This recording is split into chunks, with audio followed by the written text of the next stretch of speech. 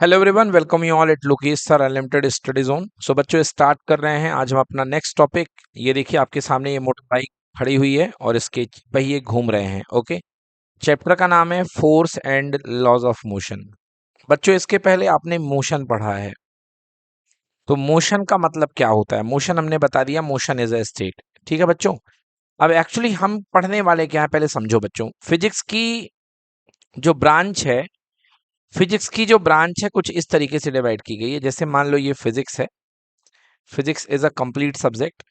Okay, एक branch इसकी चली गई जिसमें आप स्टडी ऑफ मोशन करते हैं, उसको हम कहते हैं कीनेमैटिक्स। क्या बोलते हैं बेटा? कीनेमैटिक्स। कीनेमैटिक्स का मतलब होता है बच्चों study of motion. Study of motion, this is called kinematics. And second, दूसरा जिसमें आप कॉज ऑफ मोशन पढ़ते हैं, मतलब मोशन के पीछे की वजह है, that is called mechanics.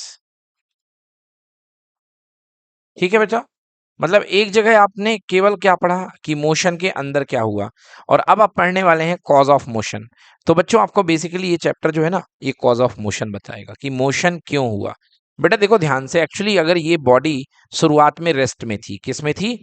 Rest में, मतलब इस बॉडी की वेलोसिटी कितनी थी? जीरो थी। और अगर ये बॉडी रेस्ट से किसमें आ गई है? मोशन में आ गई है। किसमें आ गई है? मोशन में, मतलब इसकी स्पीड क्या कहेंगे? Not equal to zero. पहले इसकी स्पीड क्या थी? जीरो। फिर इसकी स्पीड क्या है? Non zero. बोलो क्लियर कि नॉट क्लियर? तो अगर स्पीड बदली है, मतलब डेफिनेटली क्या लगा है बेटा? एक्सेलरेशन लगा है। क्या लगा है बेटा? एक्सेलरेशन। बोलो क्लियर कि नॉट क्लियर? भाई नहीं आया समझ में?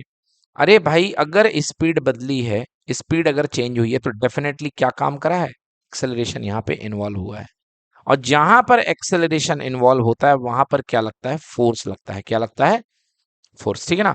तो बेसिकली बेटा इस चैप्टर में हम क्या करने वाले हैं? इस चैप्टर में हम कॉज बिहाइंड मोशन पढ़ने वाले हैं। मतलब इस चैप्टर का मेन जो फंडामेंटल है, इस चैप्टर को पढ़ने की वजह है, that is cause behind motion. Okay, तो यस चैप्टर में force and laws of motion में, तो सबसे पहले तो हम पढ़ेंगे फोर्स की डेफिनेशन होती है, फोर्स क्या करता है, कौन होता है। देन इसके बाद मोशन ऑफ लॉज, लॉज यानी कि नियम, रूल्स। मोशन किन किन रूल्स के तहत गति करता है। ओके, एंड मोशन तो हम देख चुके हैं, व्हाट इज मोशन?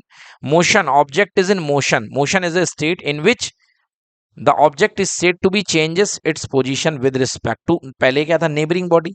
बट मैंने बताया था कि जो आइडियल रेफरेंस होता है वर्ल्ड के लिए सबसे बेस्ट क्या होता है? Time, with respect to time. तो अब body is said to be in motion when it is changing its position with respect to time. आइए, वो देखिए मैंने जैसे कहा कि इस चैप्टर में हम क्या पढ़ने वाले हैं? What cause motion. What cause motion. इस चैप्टर में हमको मोशन के अंदर नहीं जाना है, मोशन के कॉज को पढ़ना है कि मोशन का कारण क्या है। ठीक है ना बेटा? तो मोशन का कारण क्या है? Let us consider few examples. आइए कुछ एग्जांपल देखते हैं। ये देखिए, in the picture we can see people pushing a wagon. तो भाई साहब यहाँ पे एक वैगन रखी हुई है और इसको लोग क्या कर रहे हैं? पुश कर रहे हैं। ये देखो एक रेल्स गई हुई है, रेल्स में पटरियों में ये वैगन है और लोग क्या कर रहे हैं? इसको पुश कर रहे हैं। तो शुरुआत में क्या था? वैगन बेटा रेस्ट में थी। किस में थी वैगन? रेस्ट में। देन इसके बाद किस में आ गई? मोशन में आ गई है ना? सो आप देख रहे हैं यहाँ पे जो काम लोग कर रहे हैं, एक्चुअली यहाँ पे वर्ब क्या है? पुशिंग।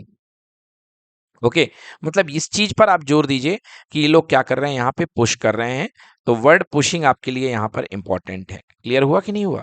हम इसमें एम्फेसाइज करेंगे वर्ड पुशिंग पे। आइए और बढ़ते हैं आगे, देखिए नेक्स्ट देखते हैं। Okay, what can we say that car is being pulled by the other tow van. Yes, देखिए बाय द टाउ वैन। ठीक है ना? ये देखिए यहाँ पे जो कार है इसको ये पुल किया जा रहा है। क्या किया जा रहा है? पुल किया जा रहा है कि ये एक्चुअली ये इस पे बंधा हुआ है बेटा, ये इसको खींच रही है। Okay, yes. So pull, what is, पहला पिछली वाली कंडीशन में देखिए क्या था? पुश हो रहा था। So what was push? Push is a force. Push is a force, मतलब यहाँ पे पुश जो था वो क्या था? फोर्स था। मतलब अल्टीमेटली आपने देखा कि इसके मोशन की वजह क्या बनी? इसके मोशन की वजह पुश बनी। क्या बनी बेटा? मोशन की वजह पुश बनी। बनी कि नहीं बनी? यस, इसके मोशन की वजह पुश बनी। देन नेक्स्ट में, सो push is what? Push is a type of force. Push क्या है बेटा? एक टाइप का फोर्स है। क्लियर हुआ कि नहीं हुआ? अगला देखिए क्वेश्चन, अगले में देखिए यहां पे क्या बना? इसके मोशन की वजह, इसके मोशन की वजह बनी pull. And my dear, pull is also a type of force. So push and pull is a type of force. Okay. Yes. Cause of motion is force. तो सवाल पहला इस चैप्टर से क्रिएट होता है, what is the cause of motion? Motion के पीछे का कारण क्या है? आंसर क्या हुआ? फोर्स। समझ में आ गया? कॉज क्या है भाई साहब? फोर्स। क्या मोशन के पीछे का कारण क्या है? फोर्स। सिंपल। सो फोर्स की डेफिनेशन, सबसे पहले फोर्स की डेफिनेशन एकदम सिंपल डेफिनेशन, सिंपल पुश और पुल इज अ फोर्स। तो फोर्स की सिंपल डेफिनेशन आप लोग कॉपी में लिख सकते हैं। What is force? तो फोर्स इज अ पुश और पुल। फोर्स इज अ पुश और पुल। या तो धक्का एक फोर्स होता है, या तो खिंचाव एक फोर्स होता है। फोर्स इज अ पुश और पुल। बट इतना आसान नहीं है।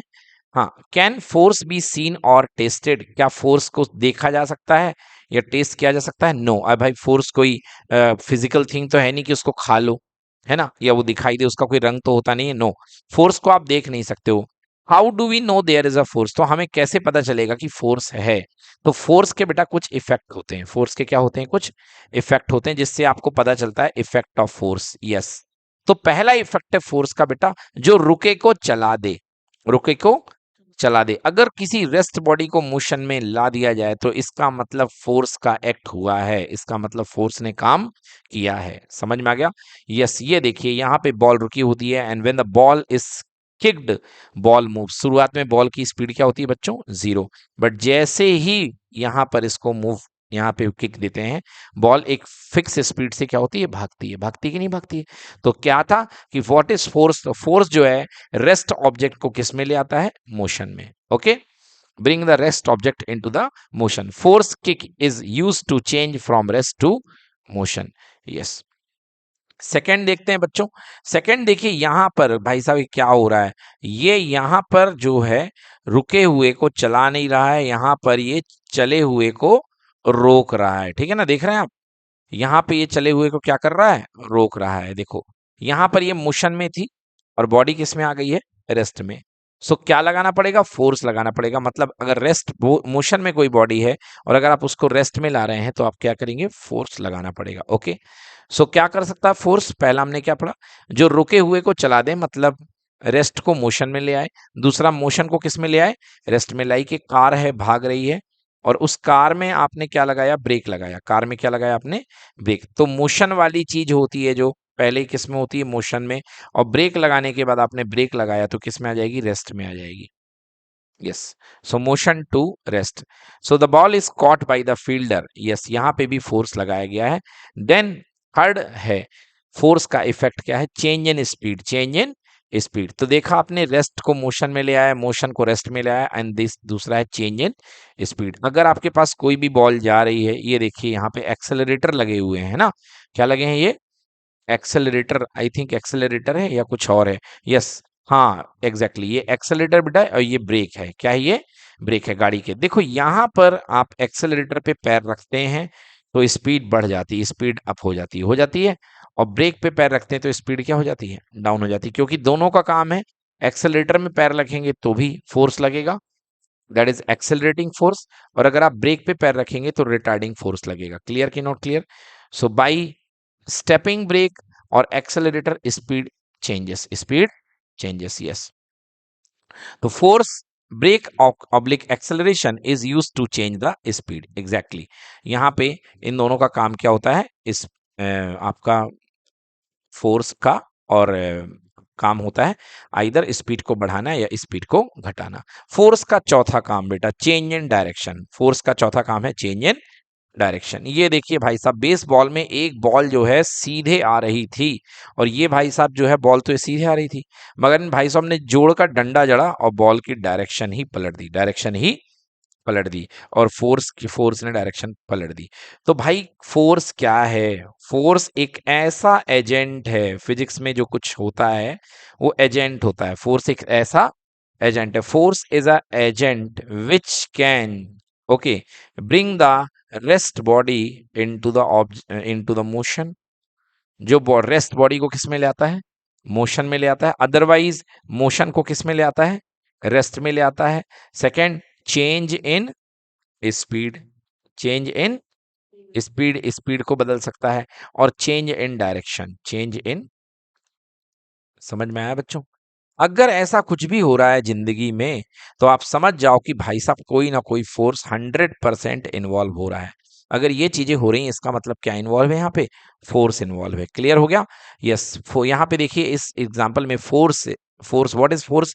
फोर्स यहाँ पे क्या काम कर रहा है? ये हिट जो पड़ी है ना जोरदार की, ओके, तो ये जो हिट पड़ी है बॉल पर, that is example of force is use to change the direction. यहाँ पे डायरेक्शन बदल गई है। क्लियर हो गया?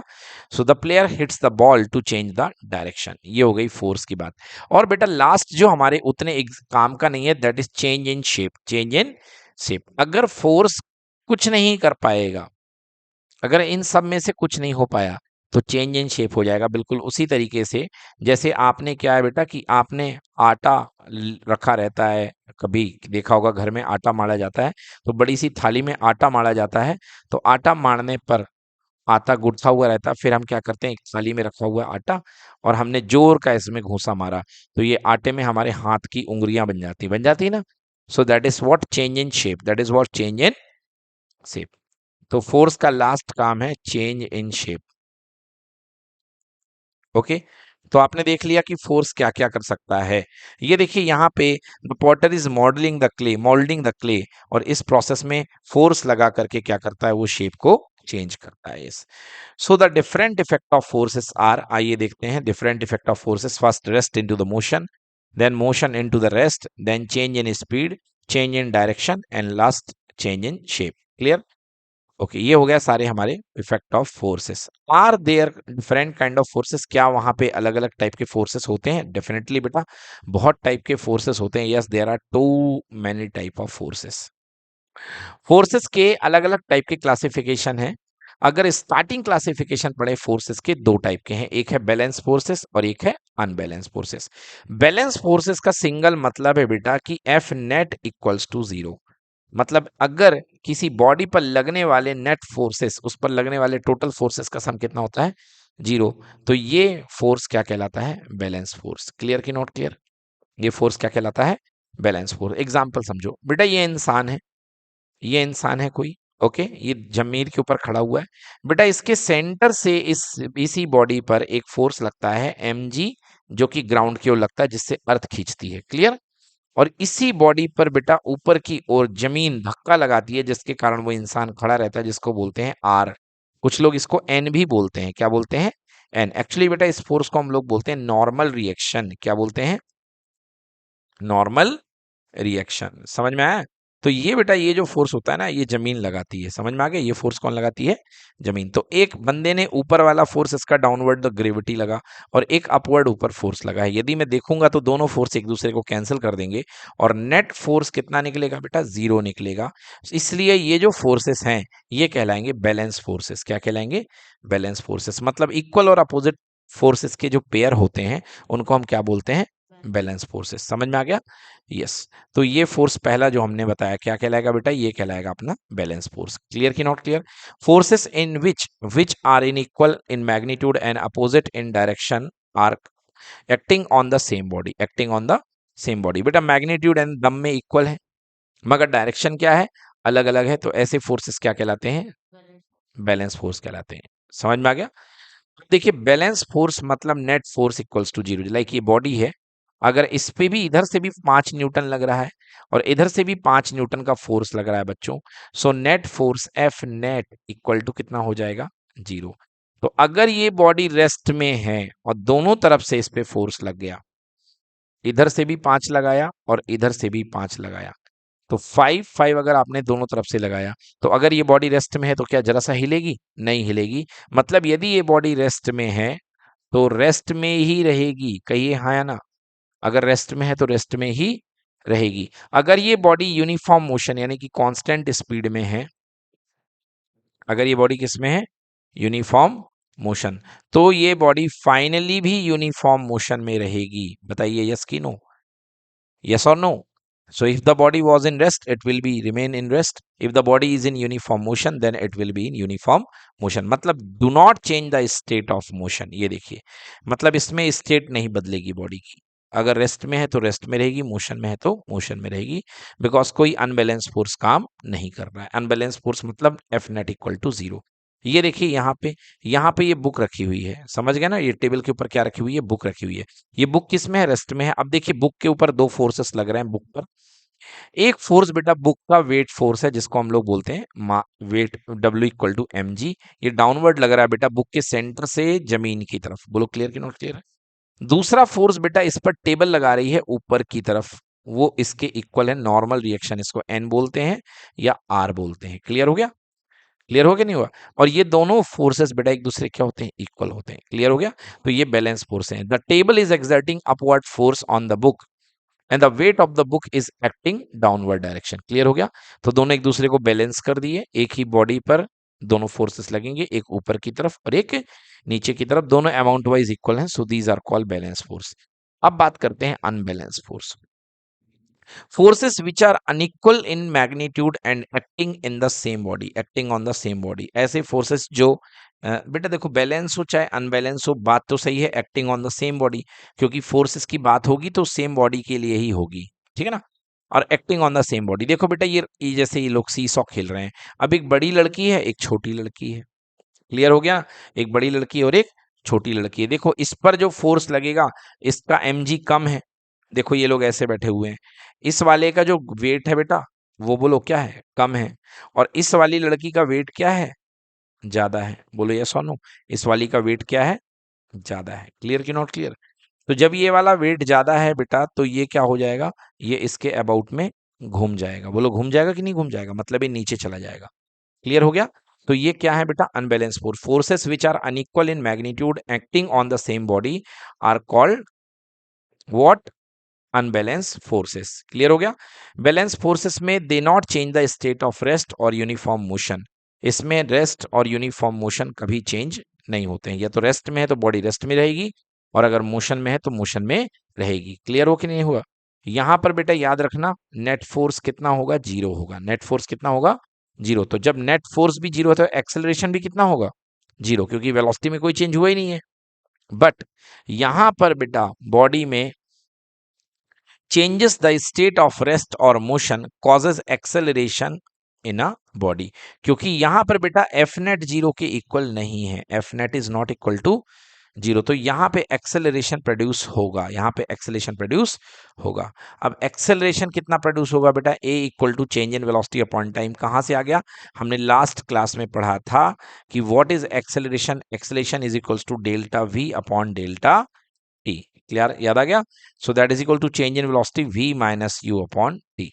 यस, तो यहाँ पे हम इस फॉर्मूले से एक्सेलरेशन निकाल सकते हैं। क्लियर हो गया?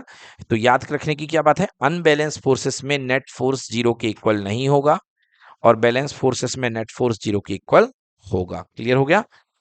अगर बैलेंस फोर्स लग रहा है तो if the body is in rest it will continue it rest. अगर अनबैलेंस फोर्स लग रहा है तो अगर बॉडी रेस्ट में है तो मोशन में आ जाएगी, और अगर मोशन में है तो रेस्ट में भी आ जाएगी, मतलब कुल मिला के नेट फोर्स लगेगा। क्लियर कि नॉट क्लियर? आ गया इतना समझ में? हाँ, तो ये बैलेंस फोर्स में याद रखना कि बैलेंस फोर्स में एक्सेलरेशन, नेट एक्सेलरेशन 0 होता है, और अनबैलेंस फोर्स में एक्सेलरेशन 0 के इक्वल नहीं होता। क्लियर हो गया? यस। चलिए अब बात करते हैं इनर्शिया की, बात करते हैं inertia. So what is inertia? Inertia का मतलब होता है इनर्ट। इनर्ट मतलब बिल्कुल जो बैठ गए हैं, जड़ हो गए हैं, जो हिल डुल नहीं रहे हैं। और इनर्ट का मतलब होता है, इनर्शिया का मतलब होता है to resist, to resist, oppose करना, किसी चीज का अपोज करना। So what is inertia? Inertia is the nature of a body. Like ये बुक है बच्चों, ये बुक अगर यहाँ पे रखी है 2 साल तक, आप इस बुक को मत हिलाइए, ये बुक यहाँ से नहीं हिलेगी, नहीं हिलेगी ना। सो इसका ये nature, if the body is at rest, if the body it at rest it will have natural tendency, है ना। सो ये कह सकते हो, if the body is at rest it will continue its rest, it will continue its rest. And if the body is in uniform motion, uniform motion, so it will continue its uniform motion. This tendency of a body is called inertia। इस tendency को क्या बोलते हैं, inertia. समझ में आ गया? Inertia is the natural tendency of an object to resist change of its state of motion और रेस्ट। मतलब अपनी रुकी हुई अवस्था और अपनी गतिमान अवस्था में बॉडी विरोध में परिवर्तन का विरोध करती है, मतलब चेंज का अपोज करती है। मतलब बॉडी क्या चाहती है कि अगर मैं रेस्ट में हूं तो मैं रेस्ट में रहूं, और अगर बॉडी चाहती है कि मैं मोशन में हूं तो मैं मोशन में रहूं। यस, ये बॉडी चाहती है कि इस टेंडेंसी को हम क्या बोलते हैं, इनर्शिया। समझ गए ना। अब आप कहोगे सर ये तो ठीक है, आपकी बात समझ में आती है कि अगर कोई बॉडी रेस्ट में है तो रेस्ट में रहना चाहती है। लाइक जितनी भी बॉडीज दे लो, आप अपना लैपटॉप देख लो, ये रेस्ट में है तो ये रेस्ट में ही बना रहेगा ना। मगर सर ये तो समझ में नहीं आया कि अगर कोई बॉडी मोशन में है तो मोशन में बनी रहेगी। आप तो सर किसी चीज को धक्का दे करके छोड़ दो तो वो तो रुक जाएगी। बेटा देखो, आप जब किसी चीज को धक्का दे के अर्थ में छोड़ रहे हो ना, तो उस पर बेटा डिफरेंट फोर्स लगते हैं। एक तो उस पर फ्रिक्शन फोर्स लगता है, एक तो उसमें एयर का फ्रिक्शन लगता है, तो कई फोर्स लगते हैं। बट यदि यही काम आप स्पेस में करो, किस में करो, स्पेस में, और स्पेस में आप जाकर के छोटा सा जूता भी छोड़ दोगे ना स्पेस में, तो बेटा वो जिंदगी भर वो जूता आपका सीधा सीधा चलता जाएगा। मतलब if a body is in motion, मतलब जिस स्पीड से वहां आप उसको छोड़ोगे उसी स्पीड से वो वहां फ्लोट करता रहेगा। क्लियर कि नॉट क्लियर? यस। ये देखिए, अब इनर्शिया के कुछ इफेक्ट होते हैं, इनर्शिया के कुछ टाइप होते हैं।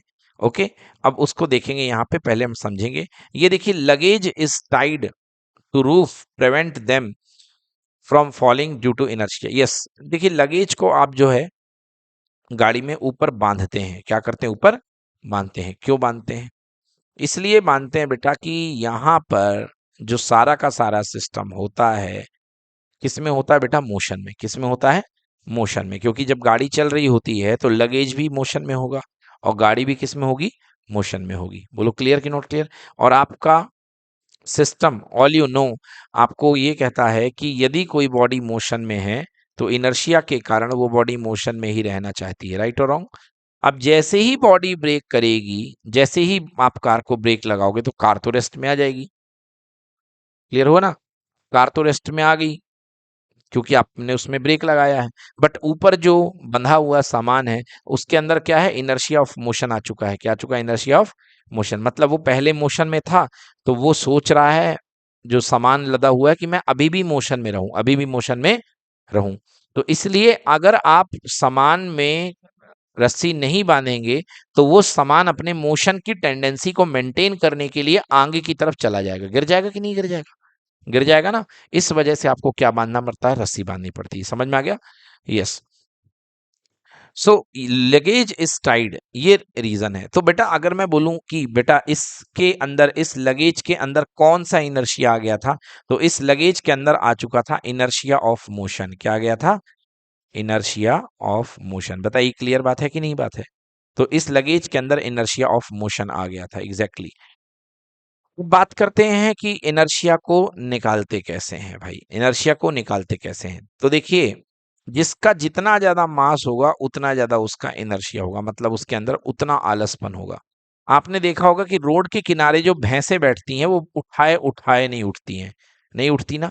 क्यों? क्योंकि उनका मास बहुत ज्यादा है। उनका मास क्या है? बहुत ज्यादा। और उनके मास ज्यादा होने के कारण उनका इनर्शिया भी क्या है? बहुत ज्यादा। मगर डॉगी बेटा हल्का फुल्का होता है, तो डॉगी हल्का फुल्का होता है इसलिए उसका मास कम होता है, तो इनर्शिया भी क्या होता है?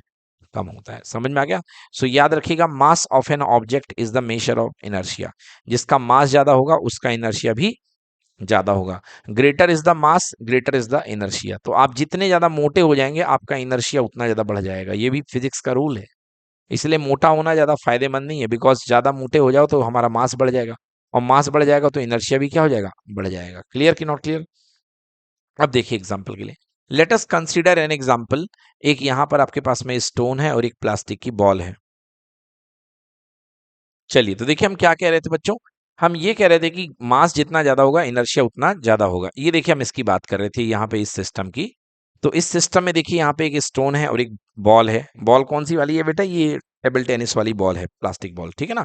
अब देखिए, यदि मैं बोलूं कि ज्यादा इनर्शिया किसका होगा इसमें, तो पत्थर का इनर्शिया ज्यादा होगा। पत्थर का इनर्शिया क्या होगा? ज्यादा। Plastic ball and stone having the same size which need greater force to bring about change in its state and why. अब देखिए, ज्यादा इनर्शिया किसका होगा? पत्थर का होगा। क्यों पत्थर का इनर्शिया ज्यादा क्यों होगा? क्योंकि पत्थर का मास ज्यादा है, पत्थर का मास ज्यादा है। क्लियर? और अगर आपने इस दो चीजों को फेंक दिया एक साथ, एक पत्थर को फेंक दिया और एक किसको फेंक दिया? बॉल को फेंक दिया। क्लियर हो गया कि नहीं हो गया? तो ज्यादा वर्क, ज्यादा फोर्स किसको रोकने के लिए करना पड़ेगा? पत्थर को या बॉल को? ऑब्वियसली पत्थर को। तो कह रहा which need greater force to bring about change in state and why. इसमें बताइए कि ज्यादा मेहनत कौन लेगा, ज्यादा फोर्स कौन लेगा। ऑब्वियसली बेटा यहाँ पर जो पत्थर होगा वो ज्यादा फोर्स लेगा, लेगा कि नहीं लेगा। Ball and stone are same size but have different masses, so stone will need greater force to bring about change due to it greater inertia। यहाँ पर पत्थर का इनर्शिया क्या है, ज्यादा है। क्लियर हो गया। हाँ, अब देखिए नेक्स्ट देखते हैं अगला एक्सपेरिमेंट। हाँ, ये देखिए इनर्शिया का अगला एक्सपेरिमेंट, ठीक है ना।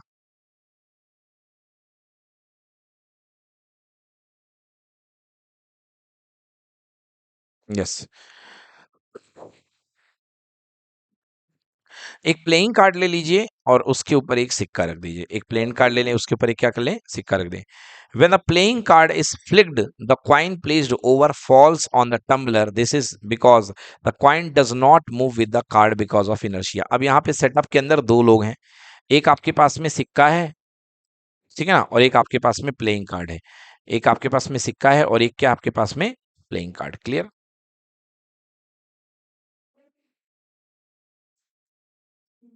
हम्म, देखिए ये प्लेइंग कार्ड रखा हुआ है और इसके ऊपर में क्या रखा हुआ है बेटा, सिक्का। आपको पता है कि सिक्का क्या ज्यादा हैवी होता है, और सिक्का हैवी होगा तो इसका इनर्शिया क्या होगा, ज्यादा होगा। ये सोनो मतलब ये इनर्ट होगा, मतलब आलसी होगा, ठीक है ना। तो जैसे ही आप कार्ड में सटाक से हाथ मारते हैं, बोलो ये सोनो, तो इनर्शिया के कारण देखो कार्ड में आपने हाथ मारते हो, इस पे तो आपने डायरेक्ट फोर्स लगाया, तो ये तो मोशन में आ गया कार्ड, बोलो हाँ है ना। बट इसका इनर्शिया क्या है, ज्यादा है। तो इनर्शिया के कारण ये किस में रहने की कोशिश करेगा, रेस्ट में। किस में रहेगा, रेस्ट में। तो इसलिए ये सीधे नीचे की ओर गिर जाएगा और यहाँ पे जो गिलास रखा हुआ है इसके इधर पे आके गिरेगा। समझ में आया कि नहीं आया। क्लियर।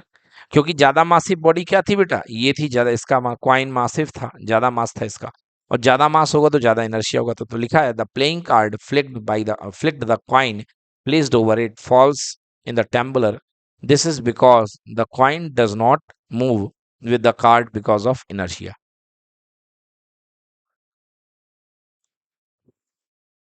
चलिए अब बात करते हैं न्यूटन्स लॉज ऑफ मोशन की। ये हमने देख लिए न्यूटन्स। अब देखते हैं Newton's laws of motion. Newton's laws of motion means rules. Newton ने फोर्स पर बहुत स्टडी करी। Newton studied ideas on force and motion and presented three laws of motion. These are called Newton's laws of motion. इन laws of motion को हम कहते हैं Newton's laws of motion. सबसे पहले न्यूटन का पहला लॉ जो कि बहुत इंपॉर्टेंट लॉ है, Newton's first law of motion stated as. Newton के पहले लॉ ने बेटा इनर्शिया को डिफाइन किया। न्यूटन का पहले लॉ को इसलिए हम लोग बोलते हैं law of inertia. Law of inertia, इसी को कहते हैं लॉ ऑफ इनर्शिया। तो न्यूटन के पहले लॉ ने बताया if a object remains in a state of rest और state in uniform motion in a straight line unless compelled to change that state by an applied force. कह रहा सीधी सीधी बात सरल शब्दों में कि अगर किसी बॉडी पर एक्सटर्नल फोर्स ना लगाया जाए तो वो बॉडी अगर रेस्ट में है तो रेस्ट में ही रहेगी, अगर यूनिफॉर्म मोशन में है तो यूनिफॉर्म मोशन में ही रहेगी। If a body it has rest it will continue its rest. If a body is in uniform motion it will continue its uniform motion unless and until applied by an external force. जब तक आप बाहर से कोई force नहीं लगा रहे हो तब तक ये बॉडी किस में रहेगी, रेस्ट में रहेगी। मतलब अपना इनर्शिया मेंटेन करेगी, अपना इनर्शिया मेंटेन करेगी। रेस्ट में है तो रेस्ट में रहेगी, तो इनर्शिया ऑफ रेस्ट मेंटेन करेगी। अगर यूनिफॉर्म मोशन में है तो यूनिफॉर्म मोशन परफॉर्म करना चाहेगी, मतलब इनर्शिया ऑफ मोशन मेंटेन रखेगी। क्लियर हो गया, क्लियर हो गया। यस। अब मतलब इनर्शिया को कौन ब्रेक करता है, फोर्स ब्रेक करता है, ठीक है ना। Yes.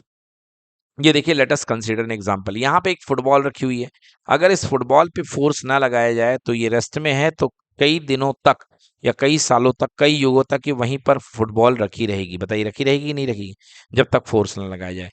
Yes. The ball is at rest and will continue at rest. अगर ये कोई बॉल है तो due to the inertia of rest ये बॉल जो है रेस्ट में है और कंटिन्यू किस में होना चाहिए, रेस्ट में। The person kicks unbalance.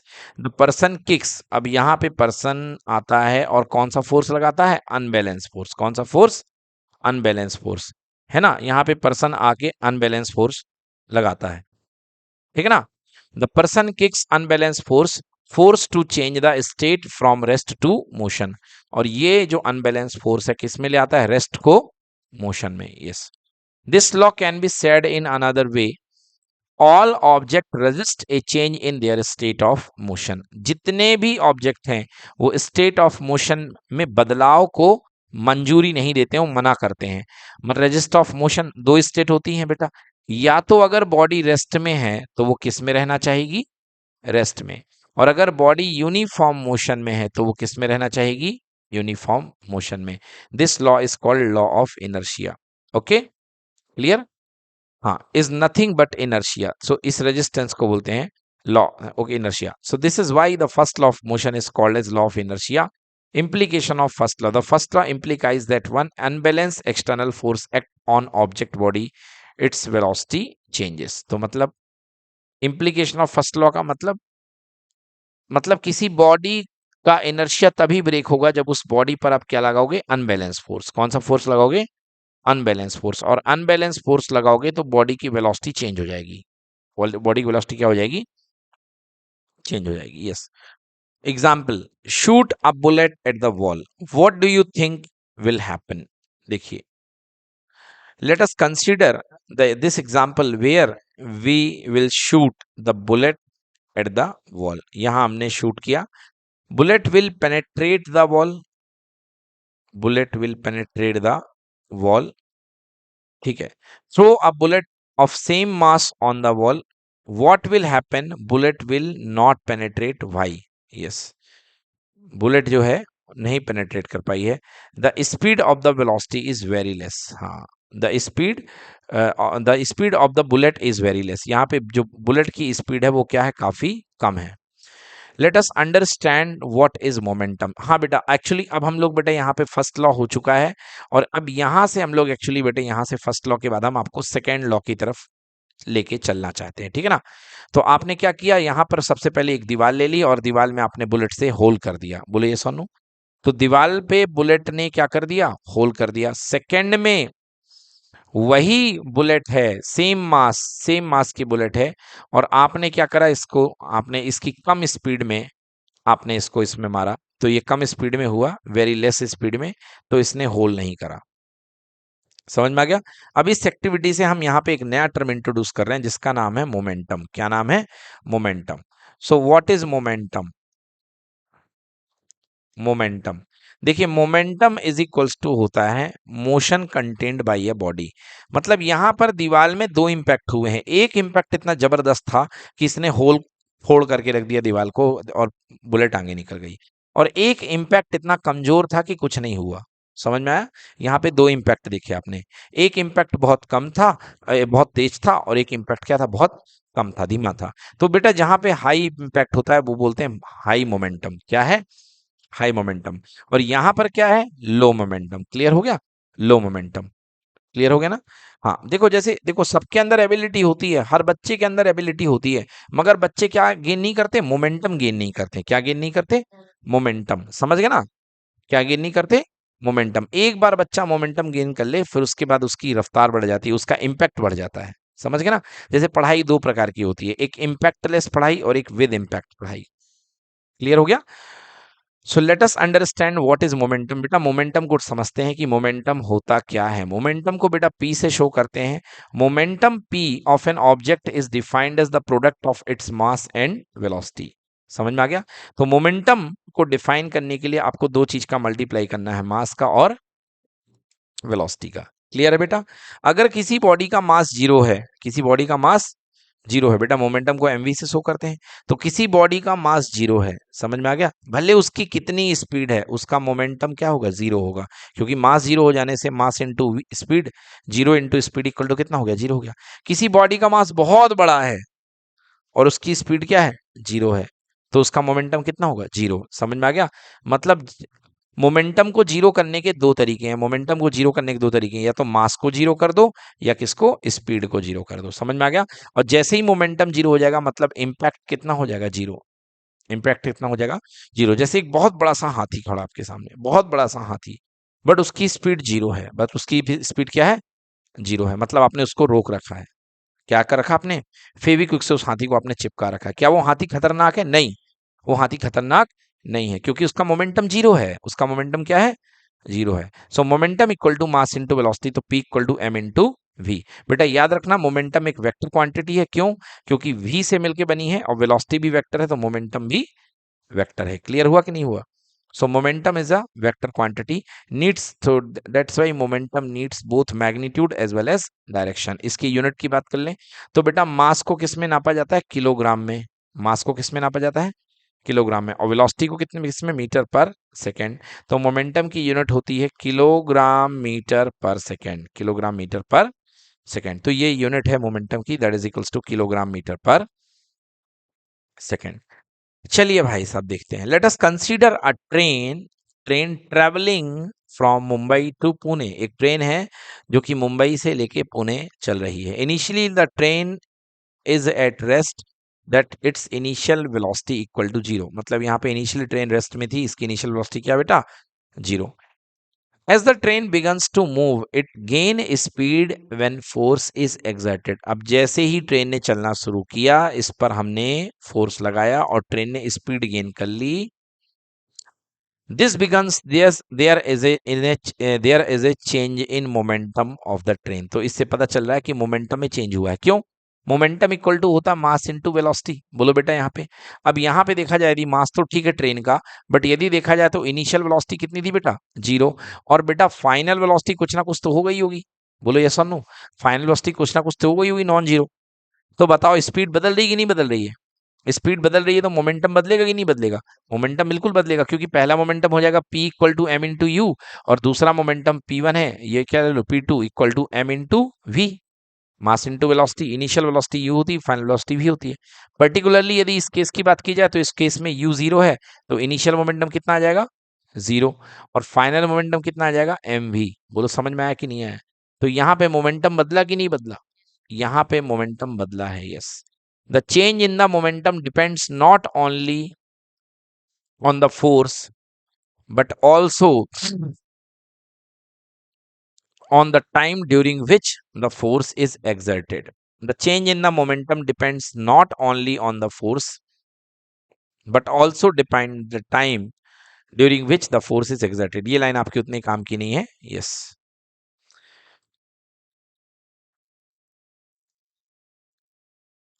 Hence it can be concluded that the force is necessary to change the momentum। मतलब बेटा ये समझो, अब आपकी बॉडी यहाँ पे इनिशियल मोमेंटम mu था, और यहाँ पर बेटा पुणे पहुंचते तक बेटा फाइनल मोमेंटम कितना हो गया? mv। तो आप देखिए, क्या आपकी बॉडी की स्पीड चेंज हो रही है कि नहीं हो रही है? बिल्कुल हो रही है। और अभी मैंने बताया था कि जब भी बॉडी की स्पीड चेंज होती है तो क्या लगता है बेटा? फोर्स लगता है। क्या लगता है? फोर्स। मतलब डेफिनेटली आपने फोर्स क्या किया है? अप्लाई किया है कि नहीं किया है? डेफिनेटली आपने यहाँ पे फोर्स अप्लाई किया। Hence it can be concluded, मतलब जब भी मोमेंटम का चेंज होता है तो वहां पर फोर्स लगेगा। Okay, it can be concluded that force is necessary to change the momentum of an object depend on the time rate at which the momentum is change. ठीक है, अब देखिए यहाँ पे मैं फोर्स की डेफिनेशन दे रहा हूं कि न्यूटन के सेकेंड लॉ ने, ये तो एक्सपेरिमेंटल स्टडी कर ली, ये क्या कर ली? Experimental study. एक और मैं आपको एक पर्टिकुलर डायग्राम लाइफ का बता रहा हूँ बेटा। एक एक बार क्या हुआ कि ये ठेला ले लो बेटा, हाथ ठेला, इसमें सब्जियां रखी हुई है ना, ये हाथ ठेला है बेटा। अब बताइए, ये एक स्पीड से आ रहा था, एक यू है, समझ गए? तो इसका मोमेंटम कितना होगा? p1 equal to mass into velocity u। इसका मास m है बेटा, क्लियर है? अब आपने बीच में कुछ किया, आपने बीच में कुछ किया, और अब यहां पर आ करके P2 इक्वल्स टू, ये ठेला सेम था बेटा, मास इसका m ही होगा, और इसकी वेलोसिटी बढ़ गई बेटा, इसकी वेलोसिटी हो गई है v वेक्टर। बोलो यस और नो। तो final momentum P2 is equals to कितना हो जाएगा? Mass into velocity. Final momentum P2 is equals to कितना हो गया? Mass into velocity mv। Clear कि नॉट क्लियर? ये इनिशियल मोमेंटम है और ये क्या है? Final momentum. तो बीच में आपने मोमेंटम को चेंज किया है, मोमेंटम को चेंज किया कि नहीं किया? तो मोमेंटम को चेंज करने के लिए आपने क्या लगाया है? फोर्स लगाया है। क्या लगाया है? फोर्स लगाया है। क्लियर कि नॉट क्लियर? लगाया है फोर्स कि नहीं लगाया है? बिल्कुल लगाया है। लाइक बेटा, आप अगर हाथ में गेंद कैच करते हो, कभी भी अगर क्रिकेट खेलने वाले बच्चे ये देखिए, यदि हाथ में बाहर से गेंद आ रही है और ये गेंद को कैच कर रहे हैं, तो बेटा ये मास है, इसका इनिशियल वेलोसिटी इसकी कुछ ना कुछ है। ओके, इनिशियल वेलोसिटी इसकी कितना कुछ ना कुछ है। मान लीजिए p1 है, इसकी इनिशियल वेलोसिटी हो गई मास इनटू वेलोसिटी, मान लो बेटा 6 है। कितनी है? 6। जैसे ही आपने इसको हाथ में रोक लिया तो मास तो बॉल का m रहेगा, मगर वेलोसिटी कितनी हो जाएगी? 0, क्योंकि बॉल रुक चुकी है हाथ में। क्लियर कि नॉट क्लियर? अब ये बताइए कि चेंज तो मोमेंटम बदला कि नहीं बदला? बिल्कुल बदला, है ना? मतलब यहाँ पे क्या हो रहा है? मोमेंटम चेंज हो रहा है, मोमेंटम चेंज हो रहा है। और जब भी बच्चों मोमेंटम का चेंज होता है तो वहां पर क्या लगता है? फोर्स लगता है। क्या लगता है? फोर्स, क्योंकि मोमेंटम का चेंज किससे रिलेटेड है? चेंज इन वेलोसिटी से, चेंज इन वेलोसिटी से। और जब भी वेलोसिटी बदलती है, जब भी वेलोसिटी चेंज होती है, तो क्या लगता है? फोर्स लगता है। क्लियर?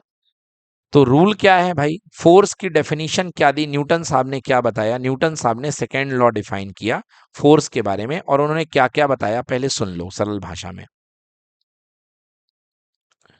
न्यूटन साहब ने बताया कि बिल्कुल, अगर कोई सिस्टम है, अगर वो उस पर फोर्स लगता है, अगर उस पर फोर्स लगता है, देखिए जैसे यही था, तो क्या किया शरारती बच्चे ने? बीच में आकर के यहाँ पे ठेले को किक मार दी थी। इनिशियल स्पीड u थी और फाइनल स्पीड क्या हो गई? v हो गई। तो initial momentum p1 equal to m into you और final momentum p2 equal to m into v। Clear हो गया? तो change in momentum delta p, delta p बेटा याद रखना p2 माइनस p1। बेटा ये देखो कि यहां से u से लेके v जाने में बीच में इसने कुछ ना कुछ समय तो दिया होगा कि नहीं दिया होगा? मान लो वो समय है डेल्टा टी, डेल्टा टी मतलब जिस समय इसने धक्का लगाना शुरू करा, ऐसे, है ना, ये गाड़ी आ रही थी और यहां पर इसने धक्का लगाना बंद कर दिया, धक्का लगाना बंद कर दिया। तो T1 टाइम पे धक्का लगाना शुरू किया और T2 टाइम पे धक्का लगाना बंद कर दिया। तो बीच में इसने धक्का लगाने का समय कितना लिया है? Delta T. क्लियर कि नॉट क्लियर?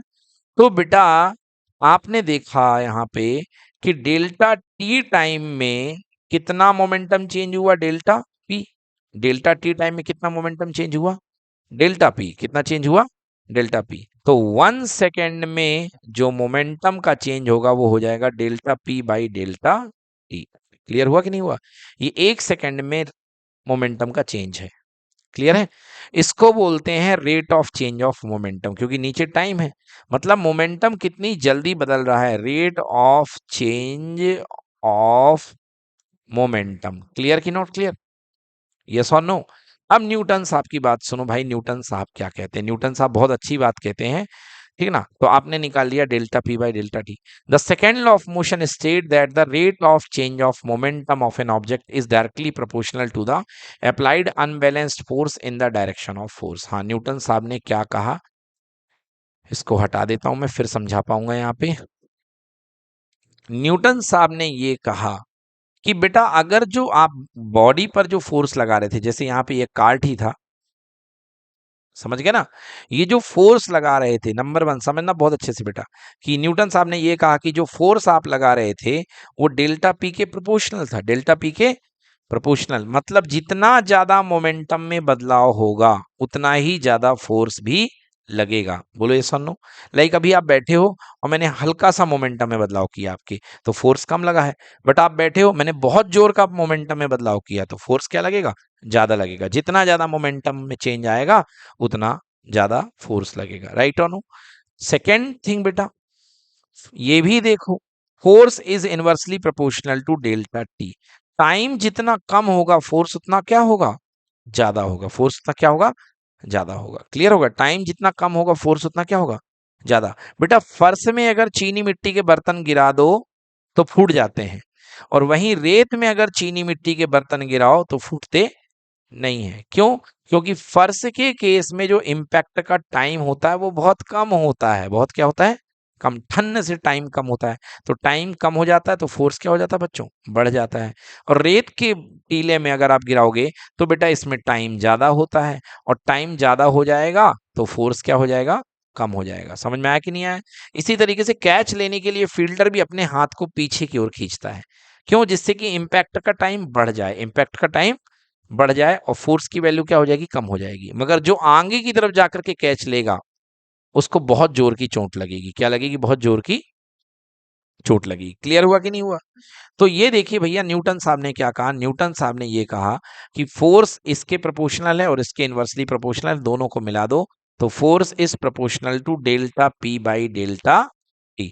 और इसको क्या बोलेंगे? Rate of change of momentum, rate of change of momentum. यही है बेटा second law of Newton, second law of Newton. पढ़ते हैं the second law of motion, sorry Newton, second law of motion, हाँ न्यूटन नहीं दिया था, कोई बात नहीं। तो the second law of motion state that the rate of change of momentum of an object is proportional to the applied unbalanced force in the direction of force। मतलब जिस तरफ आपका फोर्स होगा उसी तरफ मोमेंटम का भी चेंज होगा। मतलब फोर्स कहाँ लगा है, लगेगा जिस तरफ मोमेंटम का चेंज होगा। फोर्स कहाँ लगेगा? जिस तरफ मोमेंटम का चेंज होगा। क्लियर हो गया? बिकॉज फोर्स की डायरेक्शन होगी चेंज इन मोमेंटम की डायरेक्शन, चेंज इन मोमेंटम की डायरेक्शन। यस, ये कहलाएगा आपका न्यूटन सेकेंड लॉ। बहुत इंपॉर्टेंट है, इसको नोट कर लीजिए। F is directly proportional to delta P by delta T. Clear?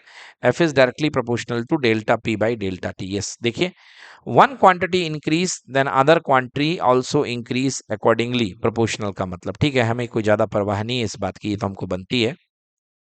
अब आइए mathematical formulation of second law of equation. मान लिया भाई जो मैंने आपको पढ़ाया कि कोई बॉडी है, कोई कार्ट है, कोई ठेला है जिसका इनिशियल मास m है, सॉरी जिसका मास m है और इसकी इनिशियल वेलोसिटी u है। क्या इनिशियल वेलोसिटी? u है। देखो m मास की बॉडी है बेटा, ये u वेलोसिटी से चल रही है, ठीक है। और इसके बाद बेटा इसकी वेलोसिटी थोड़ी देर के बाद यहाँ पे क्या हो गई है? v हो गई है। मतलब डेफिनेटली बीच में क्या लगा है? फोर्स लगा है।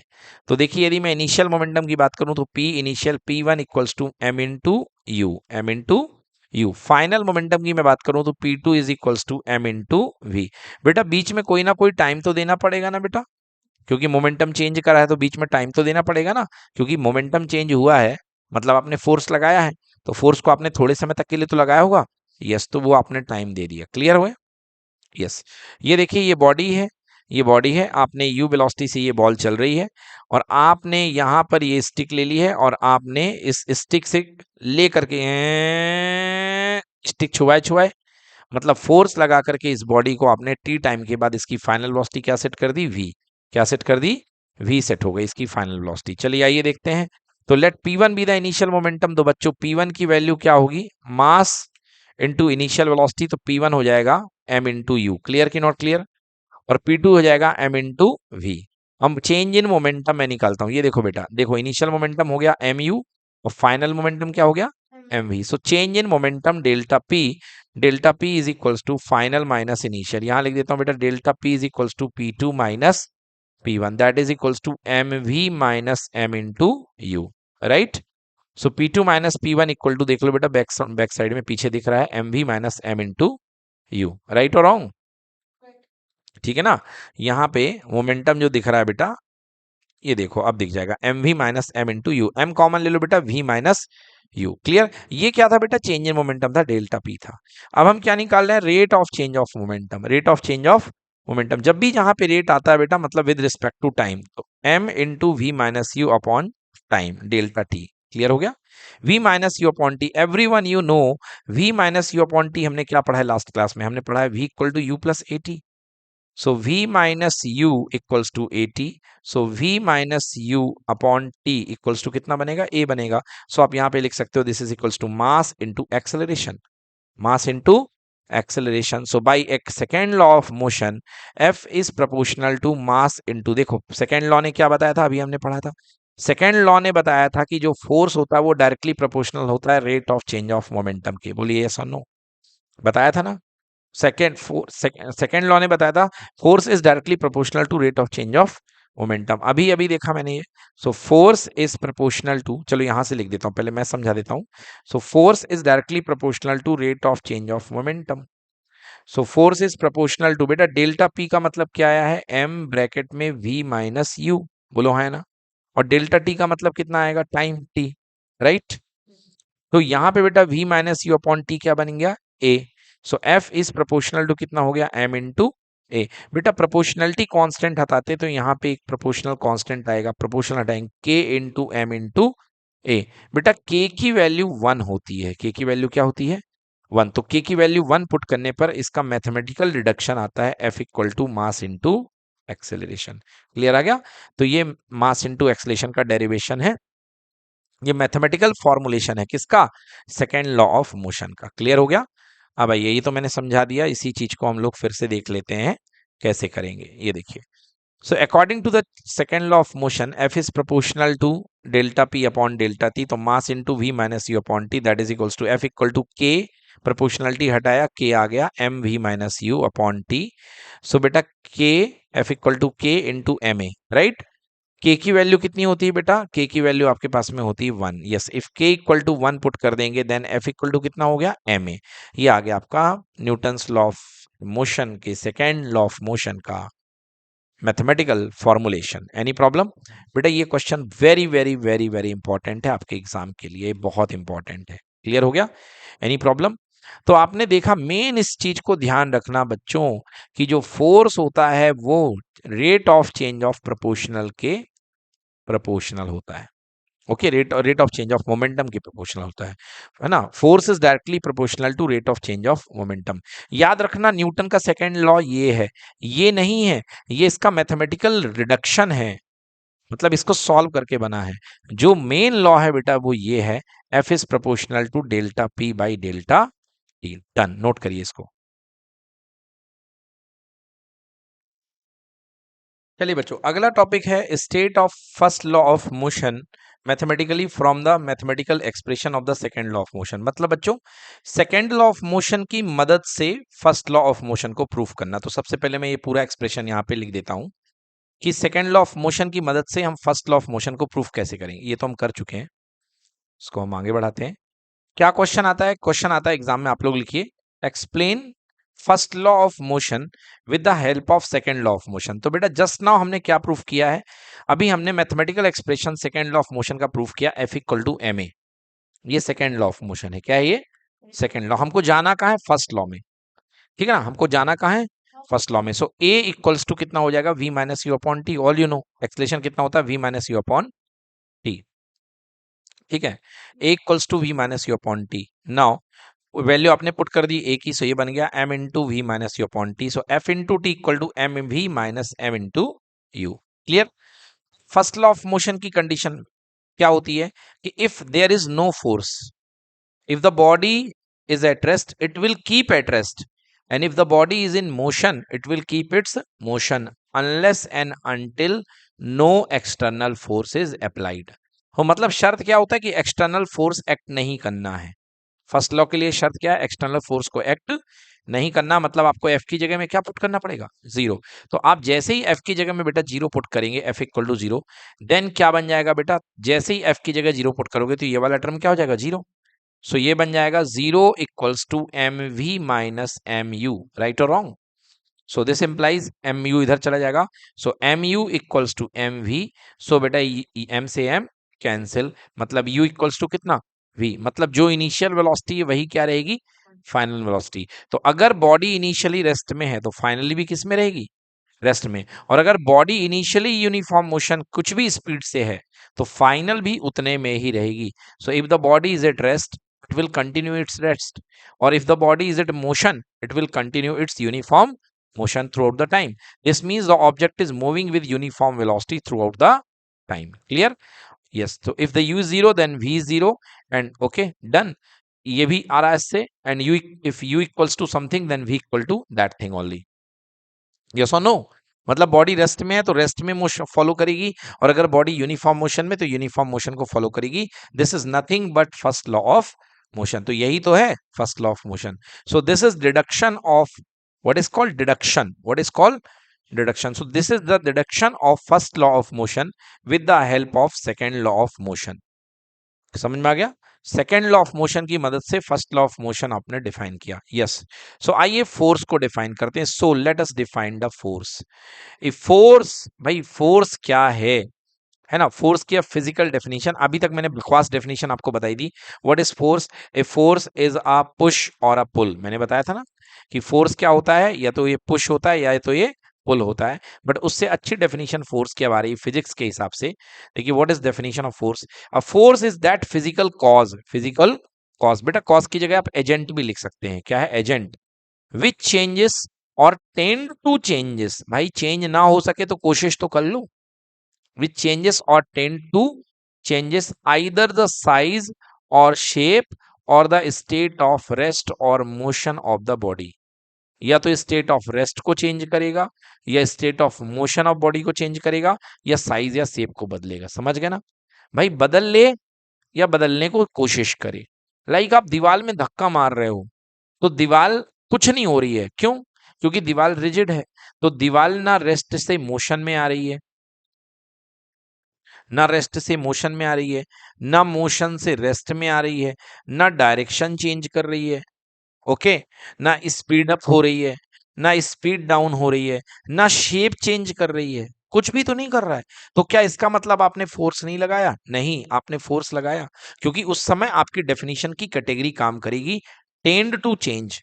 प्रयास तो हुआ है ना, भले बदलाव नहीं हुआ मगर प्रयास तो हुआ है, मतलब आपने मेहनत करी है। समझ में आ गया? Tries to change. तो what is force? Force is a physical cause, physical agent which changes और tend to changes either size और शेप और द स्टेट ऑफ रेस्ट और motion of the body. Clear हो गया बेटा? सो ये है force is a vector quantity, force is a vector quantity. Clear हो गया? It needs both magnitude and direction. Clear हो गया? तो अगली बार अगर किसी दोस्त को आप धक्का दे रहे हो तो उसको बताएं कि मैं तुमको 2 न्यूटन से नॉर्थ ईस्ट डायरेक्शन में या नॉर्थ वेस्ट डायरेक्शन में धक्का देने जा रहा हूं, तुम तैयार हो जाओ। बिकॉज फोर्स में दो चीजें हैं, एक है मैग्नीट्यूड और दूसरा है direction. Okay, so with the help of these two things a force is completed, you can say force is completely explained. Yes, now force equals to mass into acceleration. We have m is the mass, a is the acceleration. Clear कि not clear? इसकी unit force की बेटा होती है SI unit, M K unit और CGS unit.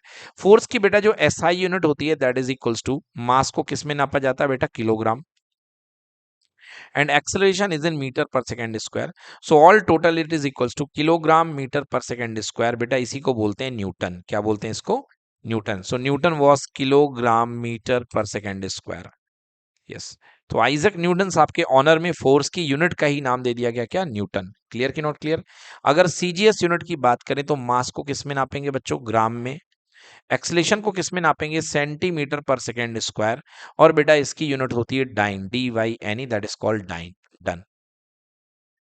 जो आपने देखा अभी कि फोर्स की जो यूनिट होती है, अभी इस सेगमेंट में आपने देखा लास्ट सेगमेंट में कि जो फोर्स की यूनिट होती है, एसआई यूनिट जो होती है वो न्यूटन होती है, और फोर्स की यूनिट क्या होती है? सीजीएस यूनिट होती है डाइन। ओके, अब देखिए हम रिलेशन बनाते हैं किसमें? एसआई यूनिट में और सीजीएस यूनिट में। फोर्स की एसआई यूनिट और सीजीएस यूनिट में रिलेशन। तो एसआई यूनिट आपने देख लिया न्यूटन होती है, एंड सीजीएस यूनिट क्या होती है? डाइन होती है। ठीक है ना? सीजीएस यूनिट डाइन होती है। सो देखिए फोर्स की SI unit 1 Newton is equals to mass into acceleration 1 kilogram into 1 meter per second square। 1 kilogram into 1 metre per second square. देखिए अब आप 1 न्यूटन में, अब इसको आप डाइन में बदल रहे हैं, तो डाइन मतलब छोटी यूनिट। तो 1 किलोग्राम में कितने ग्राम होते हैं? 1000 होते हैं। और 1 मीटर पर सेकेंड स्क्वायर में कितने होते हैं? देखो 1 मीटर में कितने होते हैं? 100 सेंटीमीटर। 100 सेंटीमीटर। और पर सेकेंड स्क्वायर नीचे आ जाएगा। क्लियर कि नॉट क्लियर? तो ये हो गया 10⁻³ यानी 1 न्यूटन इक्वल्स टू 10⁻³ पावर ये और 2 पावर ये, यानी 10⁵ ग्राम पर सेंटीमीटर स्क्वायर। और बच्चों ग्राम पर सेंटीमीटर स्क्वायर ही क्या होती है? CGS unit, that is called dine.